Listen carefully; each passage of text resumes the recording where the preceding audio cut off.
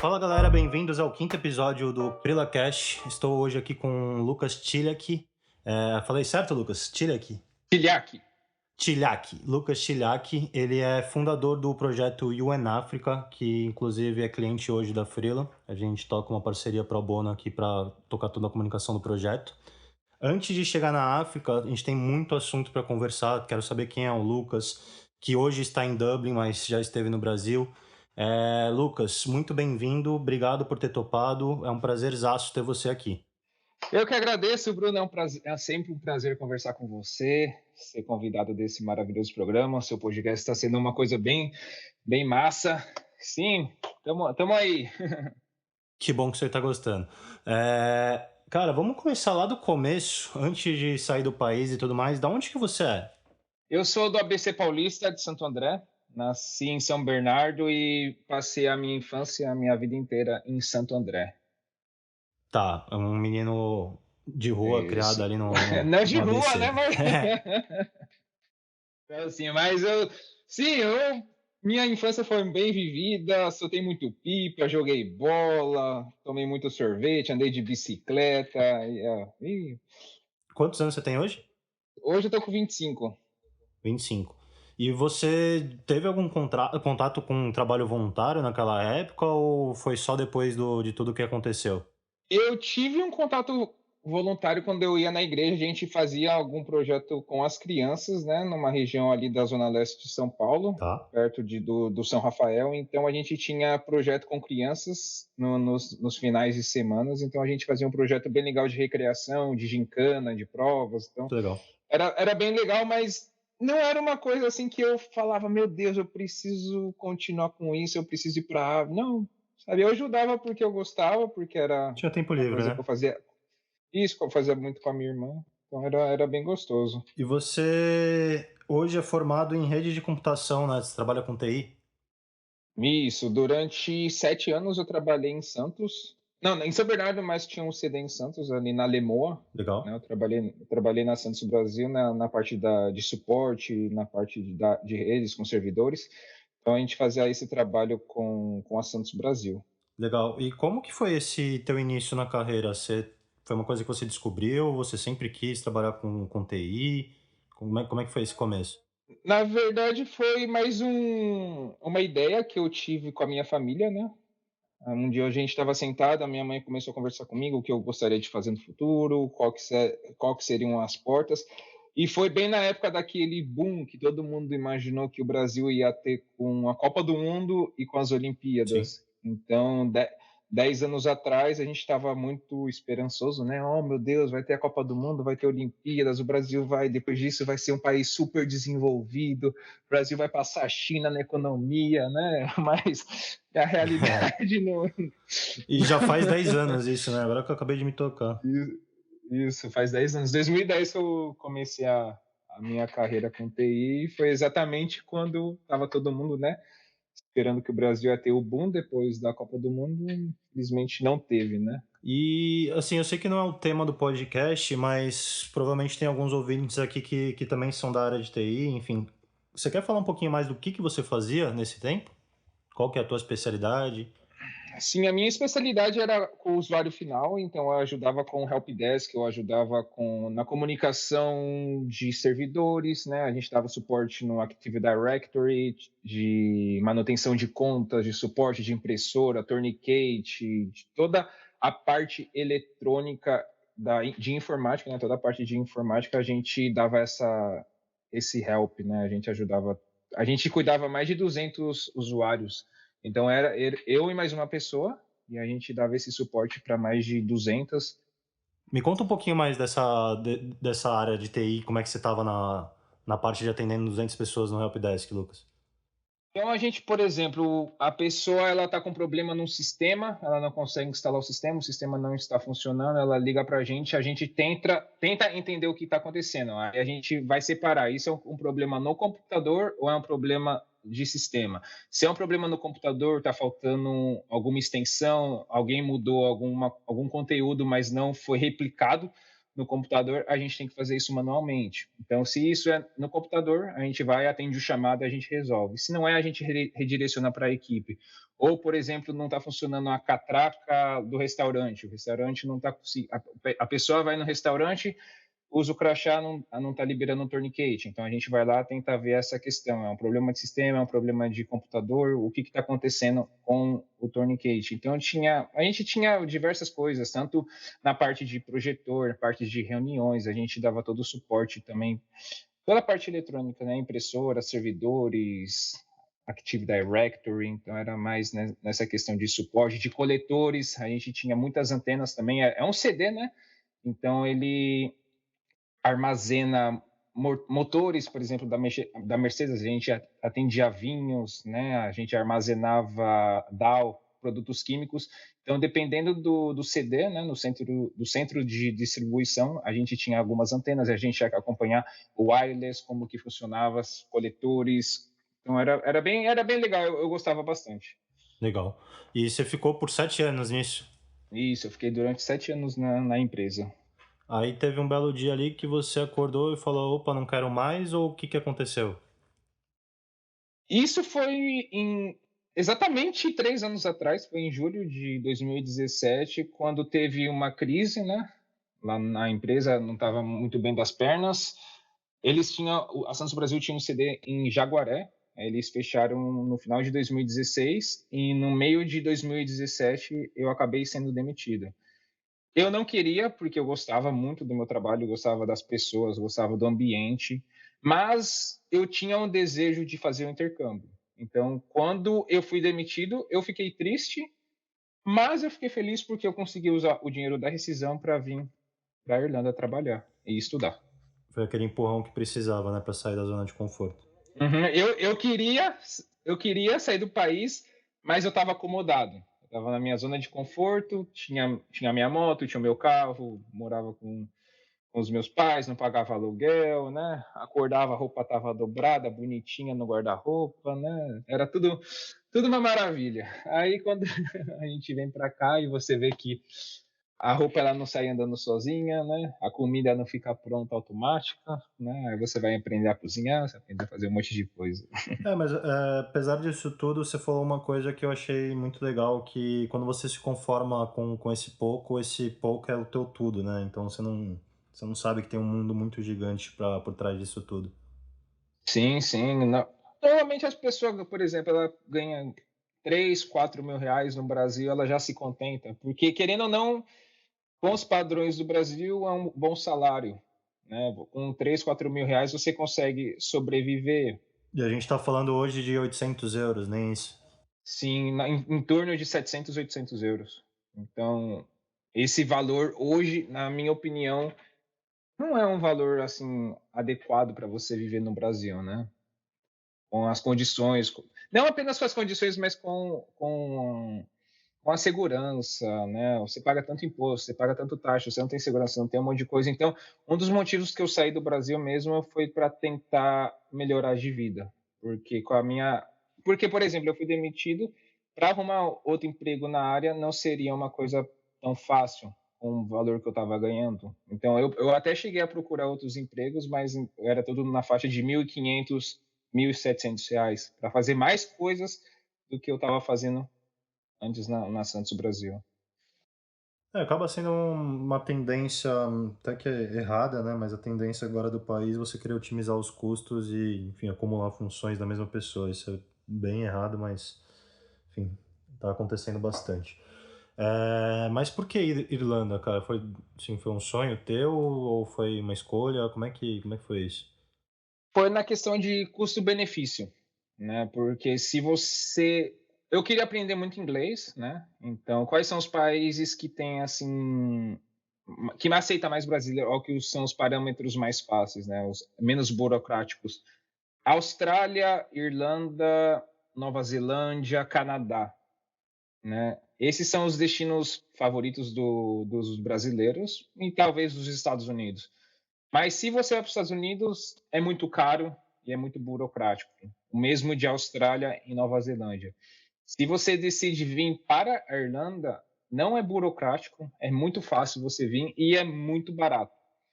né? Se você for comparar com os outros, se você quer ir para a Austrália hoje, você vai gastar em torno de R$ 100.000, né? Esse valor nos Estados Unidos você vai gastar 120, e aqui na Irlanda você vai gastar 40, falando nos valores de hoje, com tudo, né? O Então, que está incluso nesse valor que você está falando? nesse incluso é o na Irlanda, né? Eu não sei como que funciona nos outros países, mas eu tenho amigos que eles gastaram esse montante. Aqui na Irlanda, o que está incluso nesses 40 mil? A escola hoje vai estar em torno de 10 mil, 12 mil reais, ou até mais. Isso a cada 8 meses. Então, você estuda durante 6 meses, você tem mais 2 meses de férias, né? Quando eu vim para cá, eu paguei R$ 8.900. Hoje, com o aumento do euro, eu acredito que agora vai estar na faixa de 15 mil, em torno de 10 a 15 E mil. você é obrigado a ter um curso, uma escola, alguma coisa para Isso. você garantir seu visto, né? Você precisa comprar a escola, você precisa comprar o seu seguro saúde, né? Você precisa pagar 300 euros do seu visto, então eles cobram 300 euros para emitir o visto de estudante, e também você precisa comprar o voo, né, que vai estar na faixa de R$ 3.000, e também ter o dinheiro e comprovar 3.000 euros. Esse é o que é um probleminha para alguns brasileiros. Então você vem aqui, você tem que ter 3.000 euros ou no seu banco ou numa conta bancária virtual. Em algum lugar você precisa comprovar que tem 3.000 euros. Quando eu vim para cá, era em torno de 17 mil reais que você tinha. Hoje o euro está 6, então vai estar em torno de 18. Eu não sou muito bom com matemática. Não sei. Então é na faixa de uns 18, 20 mil reais você tem. E aí depois você tem que se preocupar com aluguel também, que é bem caro aqui na Irlanda. A Irlanda tem um bom benefício, né, um bom custo-benefício, mas se você decidir vir para Dublin, você tem que se preparar com os altos índices do aluguel, né? Você vai pagar por um quarto para viver com 15 pessoas, 20 pessoas, 500 euros por mês. É um dos mais altos da Europa, né? É um dos mais altos da Europa. É mais caro que Londres, mais caro que Viena. A minha namorada, ela é da Áustria, e ela falou que na Áustria, com 700 euros, você consegue um bom apartamento no centro de Viena. Aqui, com 700 euros, você consegue um single room, né? Para dormir. Tem um quarto só para você, mas bem longe da cidade, bem longe do centro. Então, para você comparar, né? Você vai conseguir um quarto com 700 euros, e em Viena você consegue 700 euros um apartamento por mês. É, não é tão acessível, apesar de ser Europa, né? Uhum. Mas como é que é a Irlanda como um todo, cara? É realmente você sai na rua, tropeça numa pedra e cai num brasileiro? Como é, como é que é isso? O pessoal ele tem muito. Não é tão assim, talvez você esbarra. Não é Importante falar, você mora em Dublin, né? Isso, eu moro em Dublin. Tá. Eu moro em Dublin. Mas no centro da cidade é muito brasileiro. É muito brasileiro. Aonde você vai, tem brasileiro no banco, tem brasileiro trabalhando, tem brasileiro na rua. Nas escolas aqui é cheio de brasileiros. Não tem como você estudar em nenhuma escola aqui em Dublin e não estudar com brasileiro. Talvez se você for para o interior, para Galway, para Cork ou para Limerick, você vai conseguir estudar com menos quantidades de brasileiros, mas com certeza vai ter pelo menos uns 4 ou 5 brasileiros na sua sala. Quando eu estava estudando aqui, eu estudei com 10 brasileiros na minha sala. Nossa. Se Assim, gritar vai Corinthians na padaria, todo mundo responde, então. vai Corinthians, vai Flamengo, é o que tá cheio aqui. Santos, não muito, né? É, Santos deixa pra gente aqui no litoral. Tá bom. Legal, cara. Você está falando de 2017, né? 3 anos atrás. Isso, de 2017 eu comecei a fazer os planos e eu embarquei para Dublin em março de 2018. Então já vai Tá. fazer 2 anos e meio que eu tô aqui na Irlanda.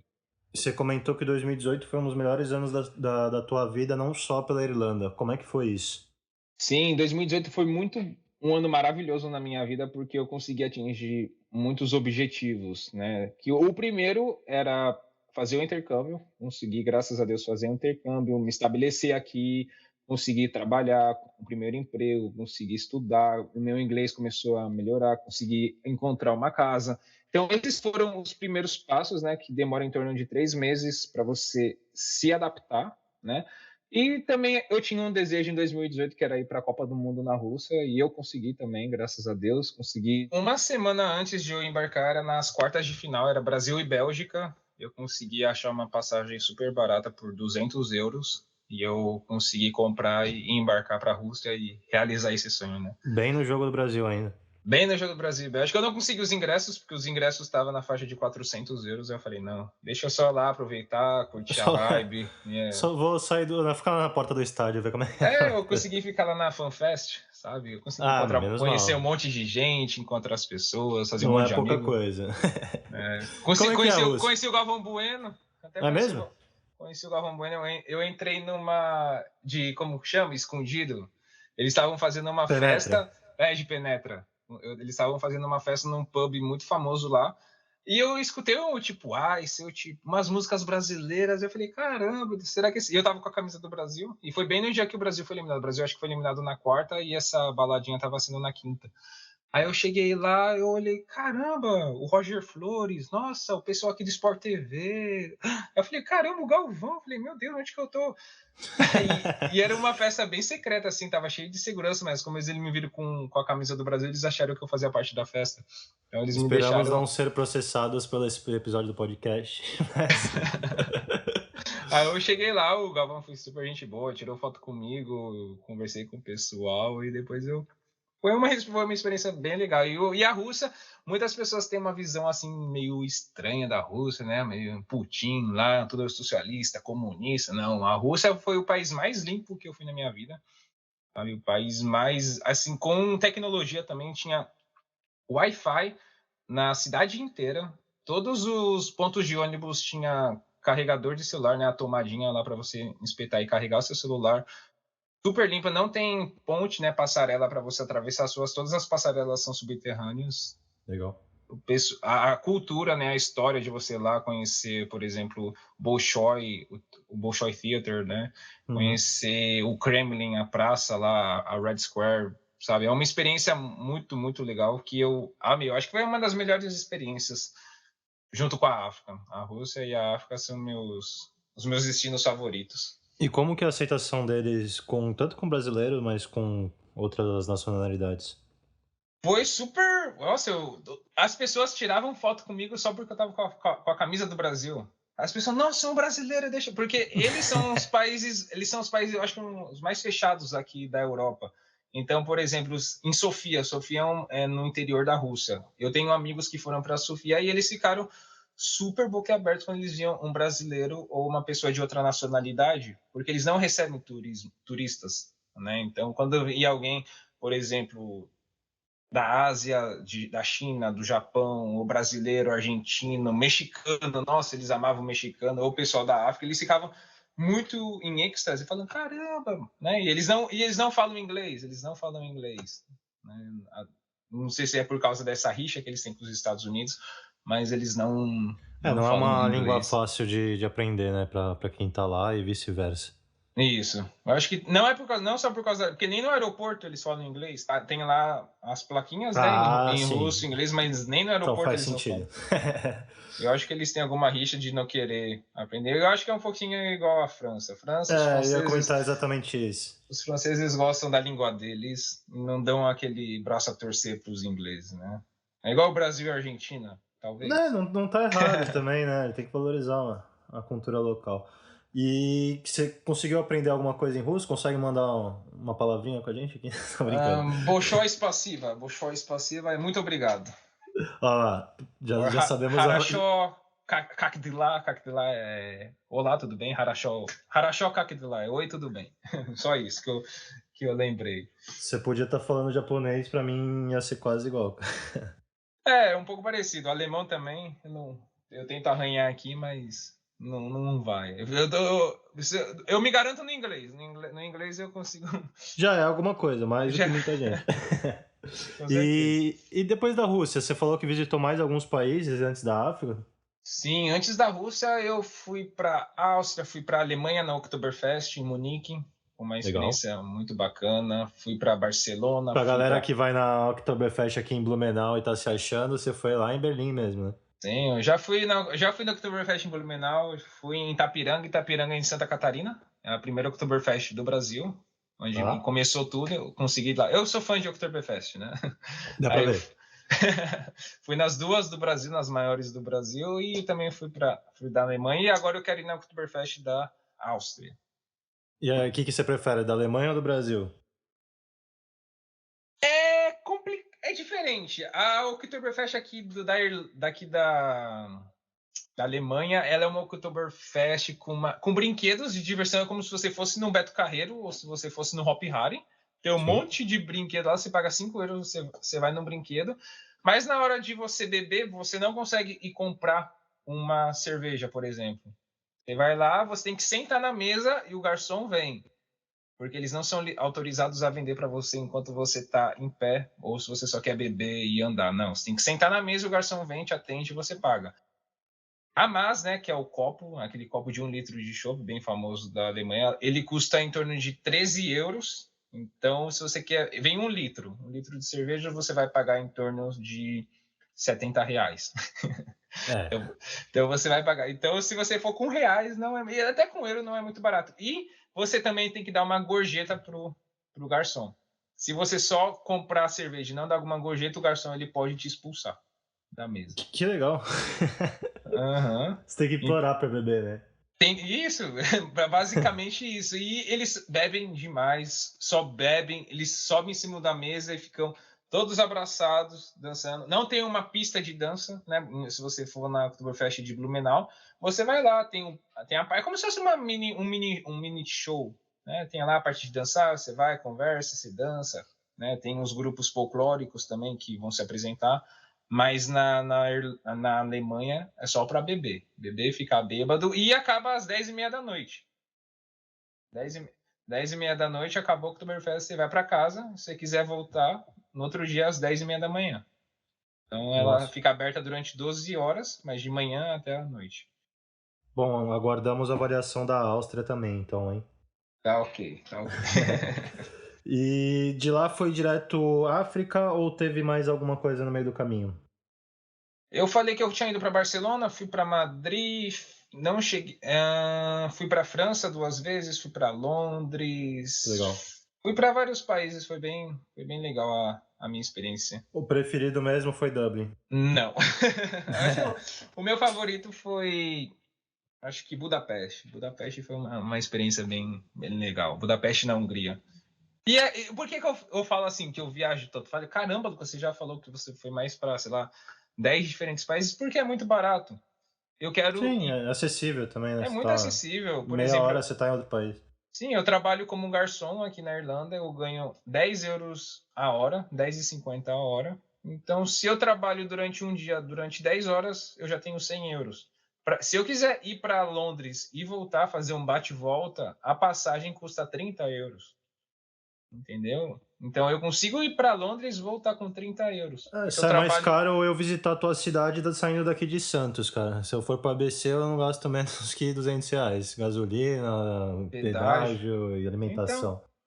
aqui é muito. Aqui você tem promoções. Por exemplo, eu fui para Budapeste aqui da Irlanda, eu paguei 12 euros. Sabe? É muito barato. Eu consigo fazer uma viagem super legal. Consigo ir para a Grécia daqui da Irlanda por 25, 30 euros. Né? Agora, com Nossa. essa época do coronavírus, ela está um pouquinho mais cara. Então, com 60 euros eu consigo. E 60 euros é um pouquinho mais caro, né? Então, com um dia de trabalho, eu consigo pagar minha ida e volta. Então, por É. isso que é muito, muito, muito fácil para você É, a viajar. diferença de qualidade de vida também, No né? Brasil, você está em São Paulo, você quer ir para o Nordeste, você não paga menos de R$ 1.000, Nem de longe. entendeu? E de volta, você não paga menos de R$ 1.000.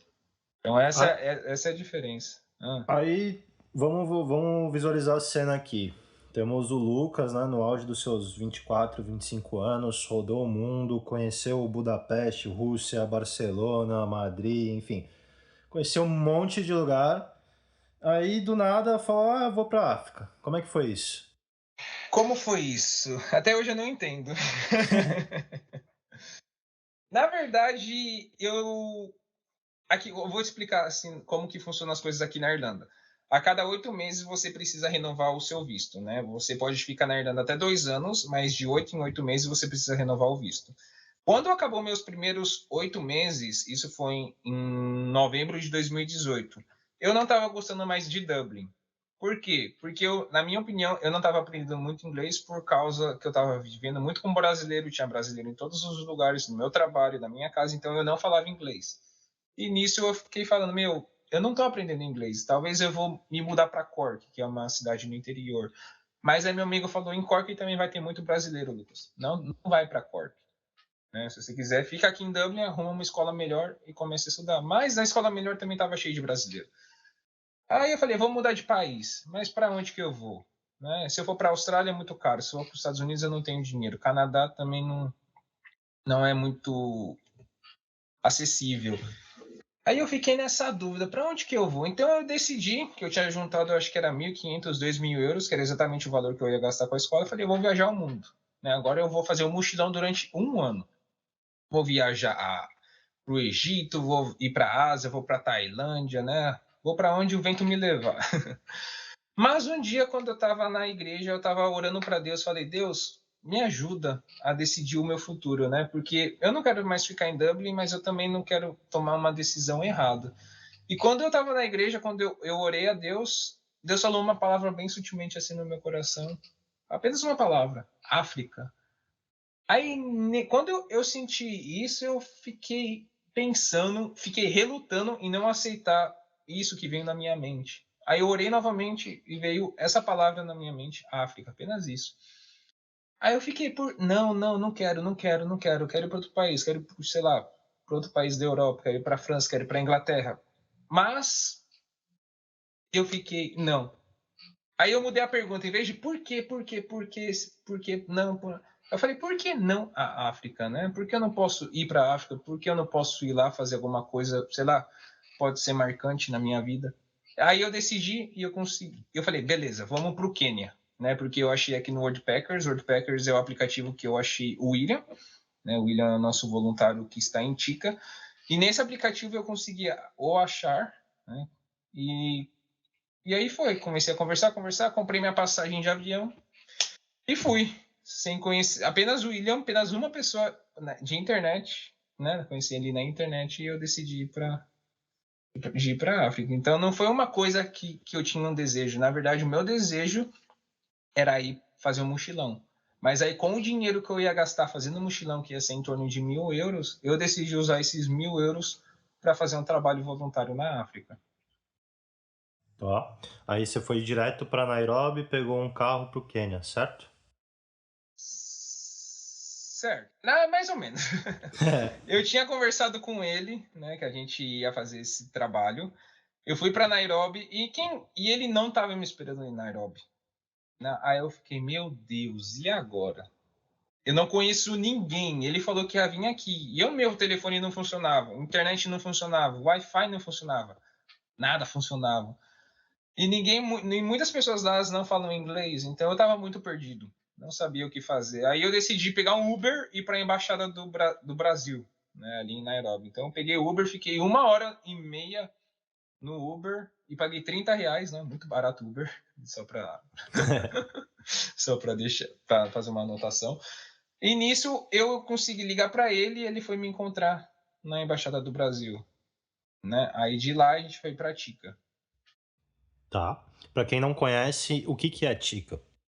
Tica é uma cidade que fica a 43 quilômetros, né, de Nairobi. É uma cidade que tem 100 mil habitantes, né, é uma cidade pequena, mas é uma das cidades mais pobres do Quênia. Então, se você for pôr em mente o que é pobreza para você. Por exemplo, o que é pobreza para você, Bruno? Talvez não ter R$ 1, R$ 2 por dia no mês? Isso para mim, isso é mais para miséria, na minha opinião, né? Porque para Tá. mim, uma visão assim de brasileiro, o que é pobreza para você no Brasil? Na minha opinião, pobreza é uma pessoa que, sei Hum, lá, mora numa casinha pequenininha, sei lá, na favela, tem uma geladeira, tem alguma coisa para comer, tem uma televisão, tem um salário mínimo ou recebe um Bolsa Família, né? Consegue comprar um fogão parcelando no boleto nas Casas Bahias 24 prestações, mas consegue pagar água, luz, sabe? Dá os seus gatos, dá os seus pulos. Então, para mim, isso é uma pessoa pobre. Pega 3, 4 conduções para trabalhar para ganhar um salário mínimo. Então, para mim, isso é pobreza. Mas quando você vai atravessa a pobreza e vai para a faixa da miséria são pessoas que não têm condições de não pagar um aluguel ou não tem condições, eu estou falando do pai e da mãe, não tem condições de pagarem um aluguel ou tem condições de alimentar 2 crianças, 3 crianças. Né? Então, as crianças elas passam 2 dias, eu vi isso com os meus olhos, sem comida. Os pais não conseguem prover comida para as crianças. As crianças precisam ir para a rua pedir comida.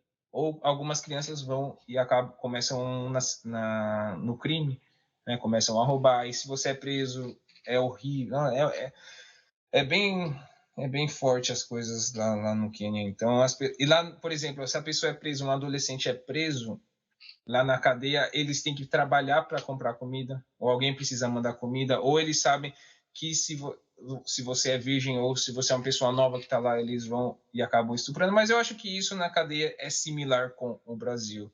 A única questão é que lá você precisa pagar sua comida. Lá você não tem colchão, você não tem cama, você tem que dormir no chão, né? E você não tem essa condição de receber comida do governo. Você tem que trabalhar para comprar comida.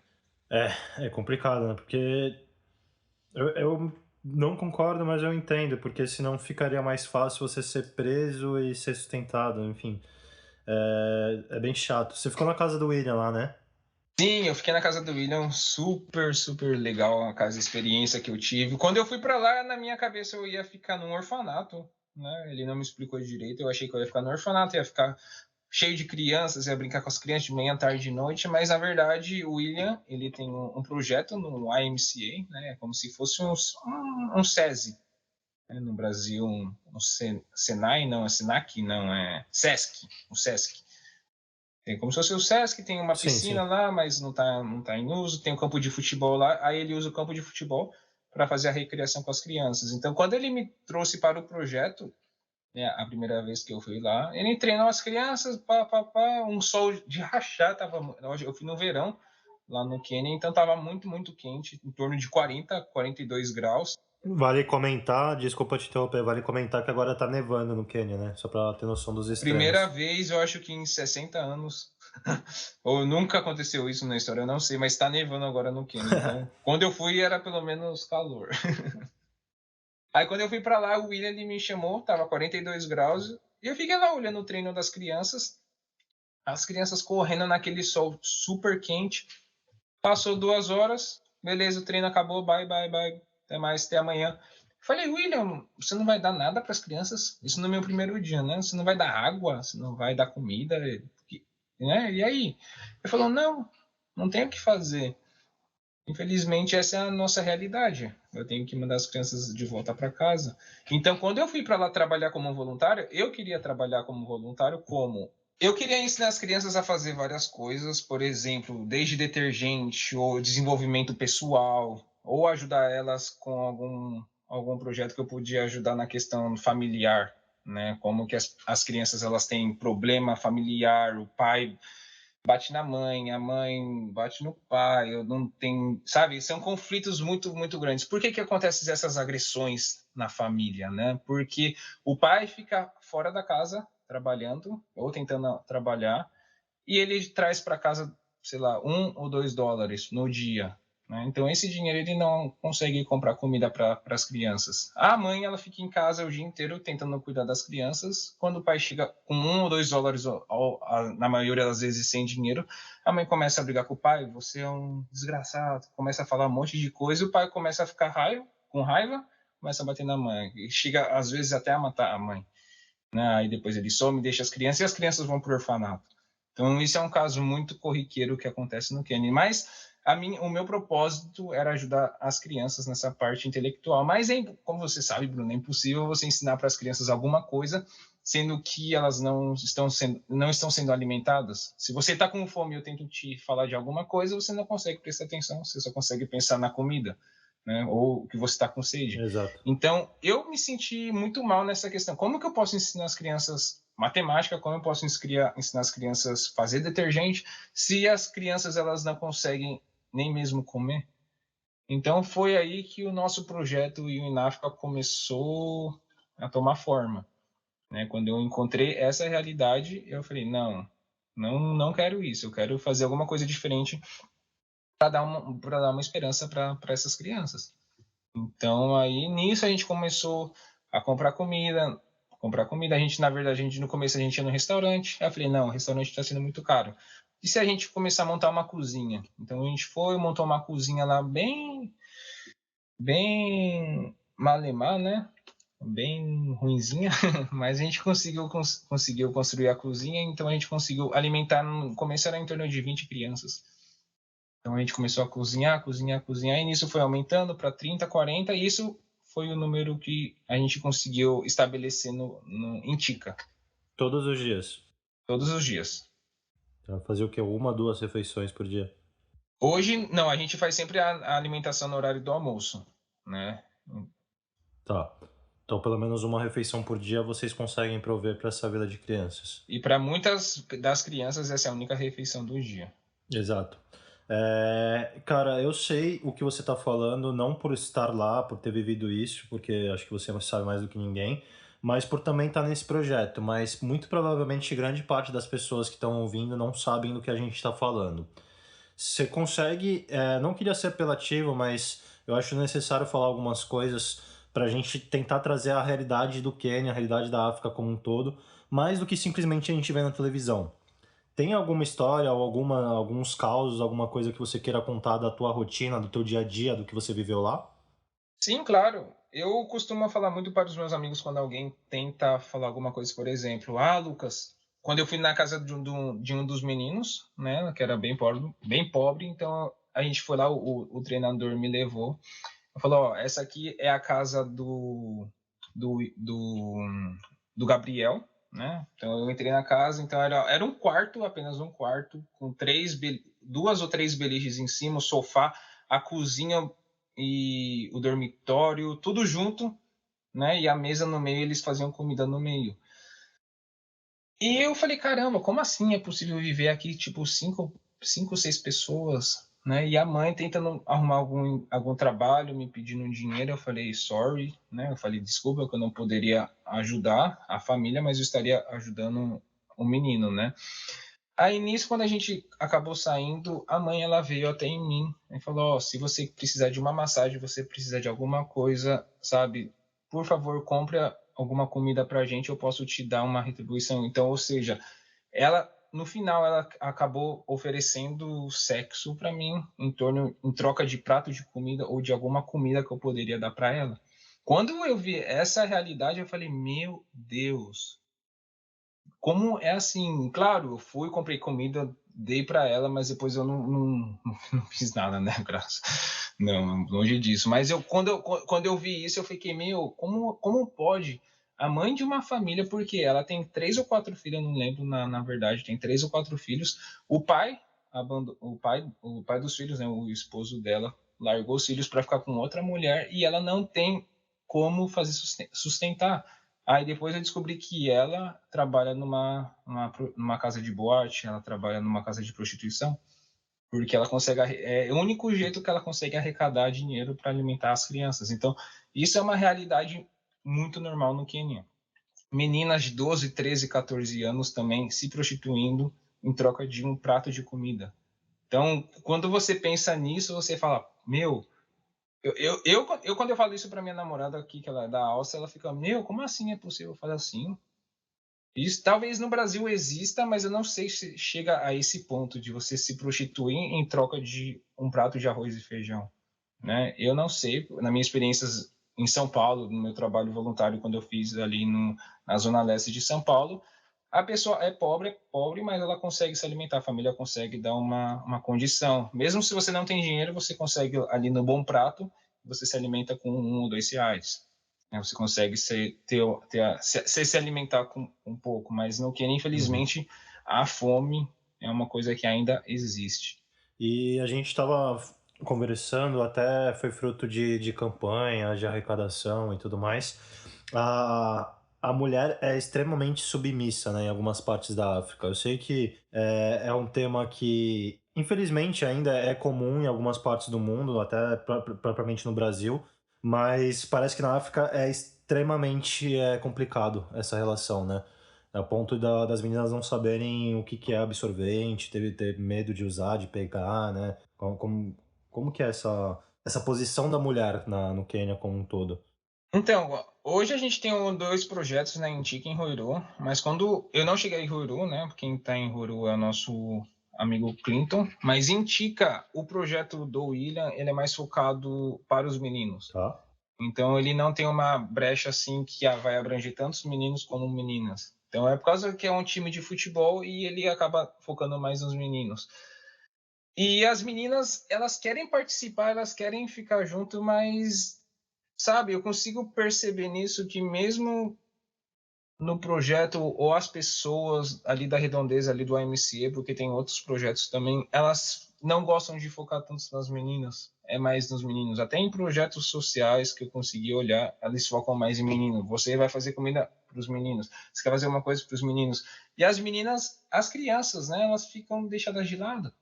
Aí disso, quando veio a voluntária Camila, a gente conseguiu abranger mais um número de meninas. Então a gente tinha um time de futebol para os meninos e a gente conseguiu também fazer um trabalho com as meninas. Então no começo era 2, 3 meninas, no final acabou sendo 20 meninas. Então a gente jogava vôlei, a gente pintava a unha das meninas, a gente pintava, fazia desenhos, a gente fazia muita coisa, mexia no cabelo. Então foi uma atividade bem legal, mas a gente precisa de pessoas que estão dispostas a irem e tentar mudar essa realidade, porque a pessoa que está lá, o local, né, o queniano, ele não abre oportunidades, ele não dá oportunidades para mulheres, porque para eles, na cabeça do queniano, a mulher ela não é para trabalhar fora de casa, ela é para ficar em casa e ser sustentada pelo marido. É a própria mulher queniana. Isso é uma história engraçada, vou te falar, o Bruno. Quando eu fui lá no lá em Tica, quando estava indo para o projeto lá, eu encontrei um monte de gente, tipo umas 20, 25 pessoas, né? Tudo bem vestido, assim, na porta na rua, na porta da casa, cantando, tocando, sei lá, violão, gritando. Eu falei, William, o que é isso aí? O que eles estão fazendo aí? É uma festa que eles não foram convidados? É um protesto? Eles falaram, não, não, essa aí é a família do noivo. Falei, como assim a família do noivo? É, porque eles precisam fazer agrados para a família da noiva. Falei, como assim fazer agrado? Sim, a família do noivo vem aqui, vem todo mundo, vem os primos, os tios, os pais, todo mundo, e eles precisam fazer um barulho, precisam cantar a música, precisam fazer um monte de coisa para a família da noiva abrir o portão. Se a, fam Se a família da noiva não abrir o portão, eles têm que voltar no outro dia com mais presentes, com mais coisa, com mais músicas, com um monte de coisa. Eu falei, beleza, mas aí e o que acontece quando abre o portão? Quando abre o portão, as pessoas entram e os pais, né, os pais das noivas, os pais do noivo e os noivos vão para uma sala, né, vão ali para o quarto, vão conversar. E o que eles discutem? O dote. Quanto que o noivo vai pagar pela noiva? Então, existe isso no Quênia ainda. Então, a família da noiva estipula lá, normalmente o preço é entre 4 mil e 10 mil dólares. Esse é o, esse é o valor que você tem que pagar para a família da noiva. Nossa. Mas você sabe que no Quênia ninguém tem dinheiro nem para comprar comida, imagina para casar. Então, normalmente eles estabelecem preços, sei lá, de 2 mil dólares, alguma coisa assim, mas durante a vida. Então, Irrisório, né? todo mês você tem que pagar uma quantia para a família da noiva. E normalmente, quando a pessoa casa, ele não paga mais nada, né? Nossa. Aí começa a brigar, começa as brigas entre família do noivo e família da noiva, família do noivo e família do noivo. Então, essa foi uma história bem engraçada que eu falei, meu Deus, se eu quiser casar com se eu quiser, isso é verdade, se eu quiser casar com uma queniana, eu preciso pagar de 4 a 10 mil dólares. E a gente tá falando, um dólar equivale a quantos shillings? É um a cada 100 shillings. Um dólar é 100 shillings. 100 shillings é a moeda da África. Eu não É vou a nem moeda entrar do no Quênia. mérito disso ser totalmente errado nem nada do tipo, mas falando só da dívida é uma coisa impagável para quem nasceu no Quênia, né? Normalmente é isso. É para você ter um débito para sempre. E outra coisa, se você casa com ela, olha que história, Bruno. Se você casa com a sua noiva, beleza, fui lá, casei com a noiva, não paguei o dote. Eu tive uma filha. A filha fez 18 anos, casou com uma pessoa e ele vai pagar o dote para minha mulher, como assim, né? Ele pode me matar. A família do noivo pode me matar. Você acredita? E o dote que ia para mim, né, vai para a família da noiva. E Nossa. eu posso morrer. Então eu falei, meu Deus, como assim? O dote é a coisa mais importante. Porque no Brasil a gente está acostumado, né? O amor, aqui na Europa, você ama a pessoa, aí você casa. Mas lá, se você não tiver dinheiro, você não consegue casar. Você precisa pagar o dote. Sim. É, bem complicado. Vou nem omitir minha opinião sobre isso. Mas uma última coisa que eu lembrei de você ter comentado, parece que falta carinho, né? Falta abraço para as crianças. Sim, sim, o abraço é o amor. Na verdade, eu acho que falta o amor, né? Porque quando eu fui lá, a última coisa que eu fiz com a voluntária Camila, a gente fez um mutirão de abraço, né, para as crianças. Então a gente sentou no Antes do meu. Covid, vale se pontuar, né? Isso, um ano e meio atrás, quando não existia Covid. Então a gente fez o mutirão do abraço. A gente falou, ó, vem aqui todo mundo, ó, faz uma fila aqui, né? As meninas abraçam a tia Camila, os meninos dão um abraço aqui no tio Lucas. Aí a gente foi fazendo uma fila. Eu sentei assim, abraçava o menininho assim, de 8 anos, 9 anos, bem forte, durante 1 minuto. 1 minuto assim, pá. Aí eu soltava. Quando eu soltava, a criança ela caía no chão, literalmente. Ou ela saía desnorteada ou um pouco tonta. E ela ficava, sabe, ficava meio que dormindo assim, ó, o que tá acontecendo? Ah, Será que eu abracei demais? não, a criança ficava, o que tá acontecendo? Porque eu acho que você ativa aquela, como chama no cérebro? A Serotonina? serotonina, isso, né? Não é a pílula do amor, é a célula do amor, né? Que o pessoal fala. A Então, química. quando a química, isso. Então, quando você abraça a criança, eu acho que ela nunca recebeu um abraço tão forte, né? Em casa ou dos amigos. Aí nisso eu ia abraçar o outro, a criança sentia a mesma coisa. Ela, meu Deus. E o pessoal ficava tudo dando risada, os meninos. Eu falei, espera, vai chegar a sua vez. Um por um. Isso eu dei um abraço, acho que foi em 25 crianças. Todas as crianças ficavam no final assustadas com o que estava acontecendo. E no final, uma criança começou a abraçar outra criança. Então todo mundo começou a abraçar todo mundo. Isso foi uma coisa muito. Acho que foi a coisa mais linda que aconteceu no projeto. E não é só você. É legal você ir lá alimentar as crianças, beleza, mas quando você leva o amor, quando você vê o amor no rostinho das crianças, nos olhos das crianças, isso é uma coisa impagável, né? Isso que Claro. você ensina as crianças a serem. Um abraço não. Ah, não, um abraço é de graça, você pode abraçar, você pode amar, né? Isso é priceless. Incrível. Isso é incrível. Uhum. E, bom, entendi como é que surgiu isso tudo, a tua realidade de quando estava lá. Para quem não está entendendo a linha do tempo, o Lucas voltou para Dublin, mas o projeto continua, ele ganhou até mais força depois dessa viagem, e ele ainda é mantido mesmo à distância, tá? A gente tem representantes locais e tudo mais. Lucas, me explica como que é organizado hoje o projeto. A gente está falando de Tica, você comentou que teve mais uma cidade que entrou. Como que é a rotina de segunda a domingo? O que vocês fazem? Fala um pouquinho mais sobre o dia a dia disso tudo.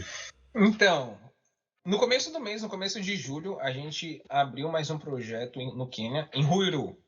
Então a gente tinha a nossa Peru alimentação em Tica, é é uma perto de cidade. Tica? Isso. Puru fica a 26 quilômetros de Nairobi e Tica a 43. Tá, meio do Então caminho ali. O Ruiru fica no meio do caminho de Tica para Nairobi. Então, no começo em Tica, a gente estava alimentando cerca de 30 a 40 crianças todos os dias. Até na crise do Covid, a gente teve que mudar os nossos planos, né? Porque a gente não podia mais receber as crianças na nossa cozinha, ali no campo. Então, a gente levava a comida de carro num ponto da cidade, né? Num ponto ali que a gente conseguia dar comida para as crianças. Após a flexibilização das normas, das regras, a gente conseguiu abrir em Ruiru mais um projeto de alimentação. E em Ruiru, a gente está alimentando cerca de 65 a 70 crianças todos os dias.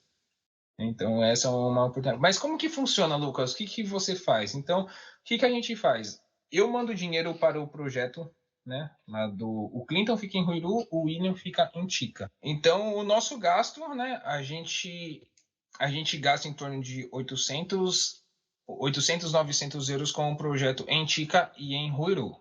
Né? Então a Tá. gente consegue alimentar em cerca de 100 crianças todos os dias nessas duas comunidades, Bruno.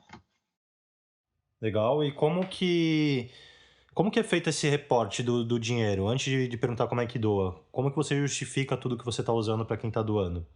Então, uma vez a cada 2 ou 3 meses, né, a gente consegue. Eu faço um post no meu Instagram, eu coloco todos os doadores, todo o valor que a gente gastou e todo o valor que a gente conseguiu arrecadar.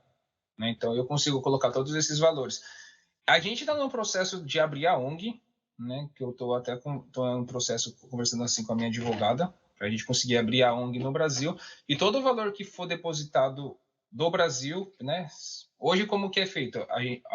O pessoal deposita na minha conta do Bradesco, ou se é aqui da Europa, o pessoal deposita aqui na minha conta do EIB.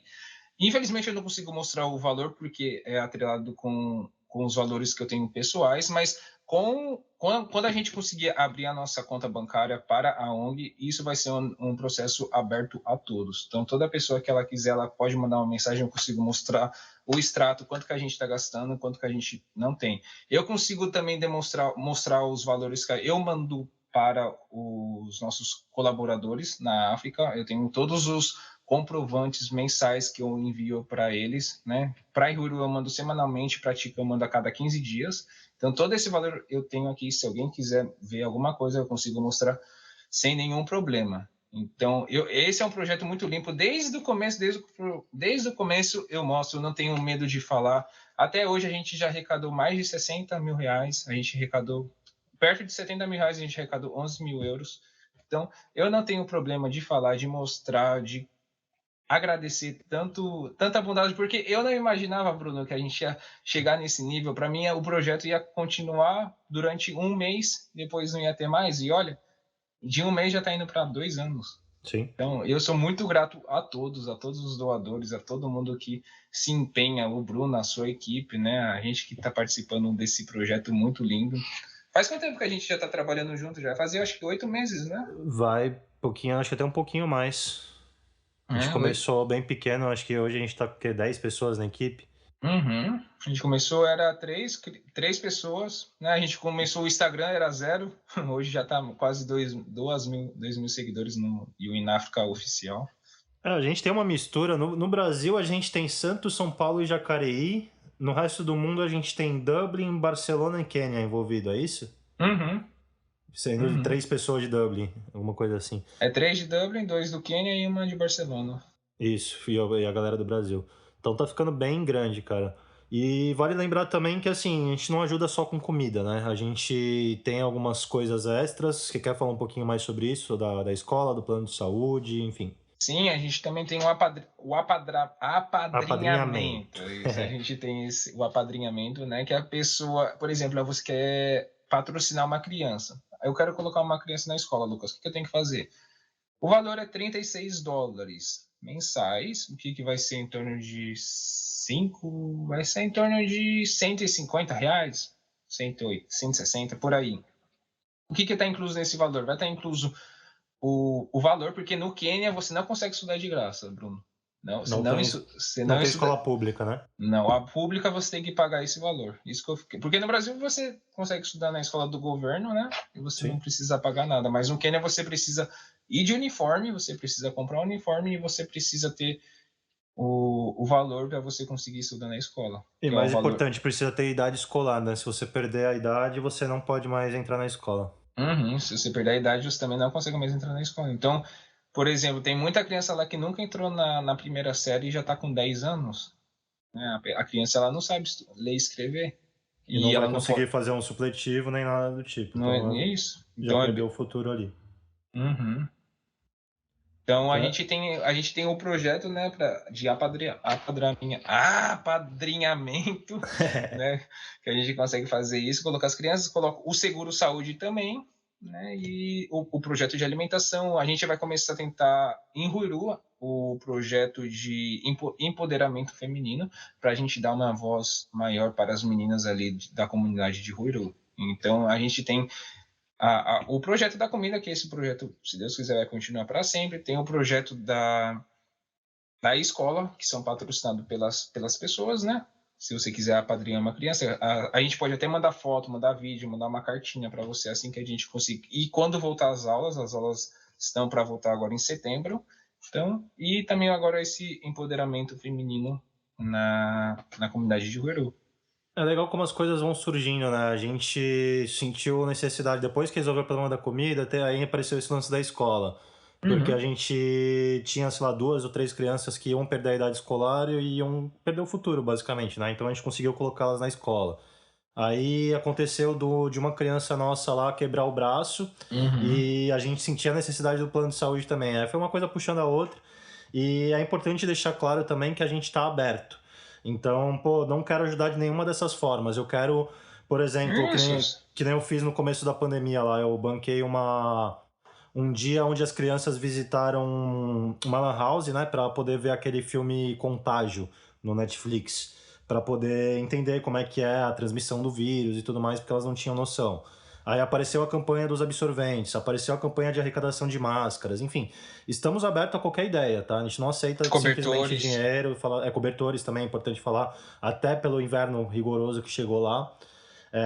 Então, assim, você que está ouvindo, quer ajudar, não confio nesses meninos aí que estão falando, não tem problema, pode ajudar da forma que você quiser ajudar.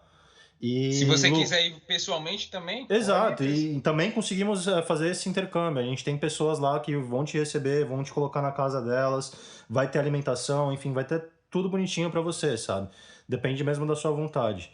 E a última coisa que você falou é extremamente importante, eu acho que é o nosso diferencial em relação às outras ONGs, Lucas. O nosso Instagram e o nosso Facebook, para quem quiser buscar um pouquinho mais de informação, é UN África Oficial, tá? Você na África Oficial. A gente não simplesmente posta o dia a dia do Quênia, fotos tristes e coisas do tipo. A gente posta de fato como que a gente está usando esse dinheiro. Então teve a arrecadação de cobertores, por exemplo. A gente postou os cobertores sendo comprados, as crianças usando os cobertores. Se você apadrinhou alguém, você vai receber fotos, cartas dessa criança que você apadrinhou. Então é um contato muito mais próximo. Você se sente lá dentro de verdade. É importante destacar isso porque tem muitas ONGs muito maiores do que a gente e a gente precisa reforçar o nosso diferencial, sabe? A gente está tentando fazer a diferença mesmo no que tange a vida das pessoas, não só no contexto, a África é mais pobre que o Brasil, não é só isso, sabe? A gente está vendo muita coisa que a gente pode mudar de verdade. Uhum. Com certeza, Bruno. Falou tudo.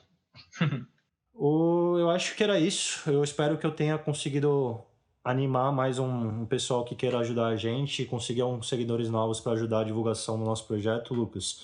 Isso. Queria te agradecer não só por ter topado, que eu acho que o agradecimento menor aqui é a tua participação e sim a tua dedicação em fazer isso acontecer, sabe? Então, em nome de todas as crianças que estão recebendo, das pessoas que estão doando, obrigado por ter feito isso acontecer, sabe? É uma coisa que a gente se dedica muito aqui para dar certo e todo mundo que está envolvido tanto quanto a gente, sabe?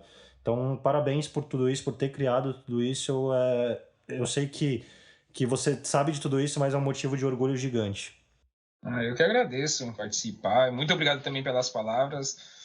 A gente faz as coisas, mas na verdade a gente às vezes não tem noção, né, de como o projeto faz tão bem para tantas crianças, né?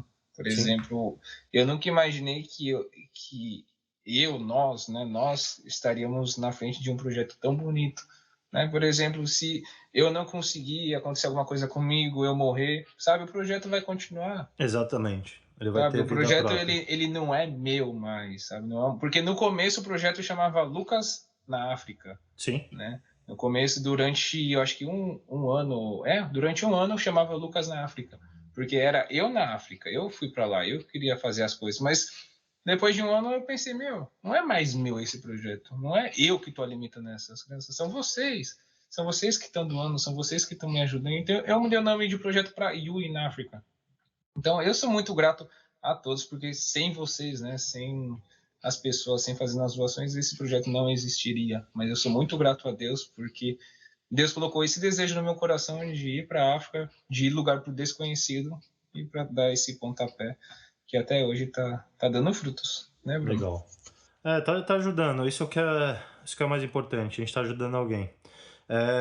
Quem quiser falar mais com o Lucas, conhecer a tua história, fazer doação, tirar dúvidas, falar sobre o Quênia, por onde, fora o Instagram do projeto, que pode te achar, Lucas? Facebook, Instagram, LinkedIn, onde é que você tá?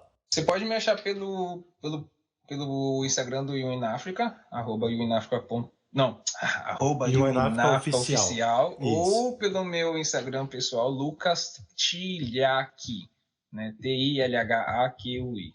Só pelos... Tilhaqui. Tá bom. Isso. Brigadão, Lucas. Vou te liberar. Agora já é noite aí, né? A gente tá... Isso, mas ainda 8 tem horas da sol. noite. Tá 8h16, mas aqui já ainda é sol. Ainda tem sol? O sol aqui vai até às 11 da noite, no Ô, verão. louco. Não sabia dessa também. Se tivesse uma praia aqui, imagina. Mas aqui fica chovendo o dia inteiro. Chove. Aí depois abre o sol, começa a chover. Agora tá sol, mas daqui meia hora começa a chover. Fechado. Obrigado, cara. Bom Por descanso nada. aí. Foi um prazerzaço falar com você. Tamo junto, muito prazer é meu. Falou! Valeu. Esse foi o FreelaCast, pessoal. Espero que vocês tenham gostado. Fiquem de olho no próximo, que é logo na sequência.